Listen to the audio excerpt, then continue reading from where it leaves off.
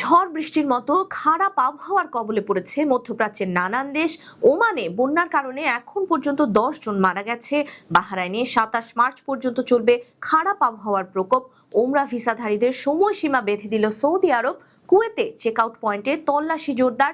স্থায়ী বাসিন্দাদের প্রবেশের সুযোগ দিল আমিরাত। এসব খবর নিয়েই আজকের মধ্যপ্রাচ্যের নিউজ আপডেট, সাথে আছি আমি পৃথ্বী বিশ্বাস। চলে যাচ্ছি বিস্তারিত খবরে। খারাপ আবহাওয়ার কবলে পড়েছে বাহরাইনের নানান এলাকা। শক্তিশালী বজ্র ঝড়ের কারণে দেশের বিভিন্ন জায়গায় ভারী বৃষ্টি ও ঝোড়ো হাওয়া অব্যাহত রয়েছে। বাতাসের গতিও অত্যন্ত বেশি, যার জন্য অনেক জায়গায় ঝুঁকিপূর্ণ পরিস্থিতি তৈরি হয়েছে। 24শে মার্চ রাত প্রায় 2টায় ঝড় শুরু হয়ে সকাল পর্যন্ত তা অত্যন্ত সক্রিয় ছিল। আবহাওয়া দপ্তর জানিয়েছে আবহাওয়া এখনো অস্থিতিশীল, তাই 25শে মার্চেও বৃষ্টি এবং ঝড়ের সম্ভাবনা রয়েছে। কর্তৃপক্ষ নাগরিক এবং বাসিন্দাদের ঘরের বাইরে কম বের হবার, গাড়ি সাবধানে চালানোর পাশাপাশি অতিরিক্ত সতর্কতা অবলম্বন করতে অনুরোধ করেছে। আরও জানানো হয়েছে 27শে মার্চ পর্যন্ত এরকম বৈরী আবহাওয়া বিরাজ করতে পারে। এদিকে ইরানি হামলায় একটি কারখানায় আগুন ধরে যাওয়ার খবর পাওয়া গেছে। 24 মার্চ সকালে এই ঘটনার পর আগুন নিয়ন্ত্রণে নিয়ে আসে দেশটির দমকল বাহিনী। ওমানে ভারী বৃষ্টি এবং আকস্মিক বন্যায় দেশ জুড়ে কমপক্ষে 10 জন মারা গেছে। 21শে মার্চ থেকে শুরু হওয়া প্রবল বৃষ্টিপাতের ফলে হঠাৎ বন্যায় এই প্রাণহানির ঘটনা ঘটে। উদ্ধারকারীরা বিভিন্ন এলাকার ঝর্ণা ও জলাধারের কাছাকাছি বসতি থেকে মানুষজনকে সরিয়ে নিয়ে এসেছে এবং 29 জনকে গুরুতর অবস্থায় উদ্ধার করা হয়েছে। বন্যার প্রভাব সবচেয়ে বেশি বারকা, সাউথ বাতিনা, রুস্তাক এবং এর আশেপাশের এলাকায়। রুস্তাক এলাকায় একটি পরিত্যক্ত বাড়ি ভেঙে পড়ে 4 শিশুর মৃত্যু হয়েছে। ম্যাসকাটেও পানির তোড়ে আটকে পড়া গাড়ি থেকে মানুষকে উদ্ধার করা হয়েছে। ওমানে জরুরি ব্যবস্থাপনা কর্মকর্তারা সতর্ক করেছেন নাগরিকদের প্লাবিত এলাকা এড়িয়ে যেতে এবং আবহাওয়ার আপডেট নিয়মিত মনিটর করতে। বিদ্যুৎ ও টেলিকম পরিষেবা অনেকাংশে স্বাভাবিক হয়ে এসেছে। এছাড়াও 161টি আশ্রয়কেন্দ্র খোলা হয়েছে।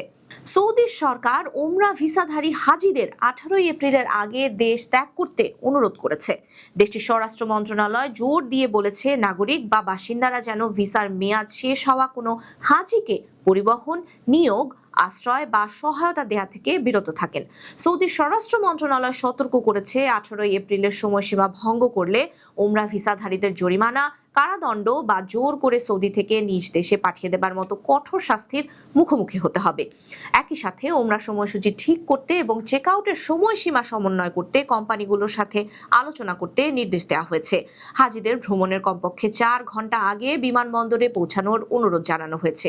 ওমরা পরিচালনাকারী প্রতিষ্ঠানগুলোকেও এ বিষয়ে সতর্ক করা হয়েছে। ভিসার মেয়াদ শেষে অবস্থান করলে জরিমানা, কারাদণ্ড এবং নির্বাসন সহ বিভিন্ন শাস্তিমূলক ব্যবস্থা গ্রহণ করা হবে।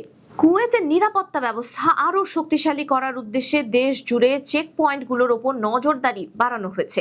ইতোমধ্যে স্বরাষ্ট্র মন্ত্রণালয়ের উচ্চপদস্থ কর্মকর্তারা বিভিন্ন সিকিউরিটি চেক পয়েন্ট পরিদর্শন করেছেন। কর্মকর্তারা নিরাপত্তা কর্মীদের নাগরিকদের জীবন এবং সম্পত্তি রক্ষা করার দায়িত্ব আরও সতর্কতার সঙ্গে পালন করতে নির্দেশনা দিয়েছেন।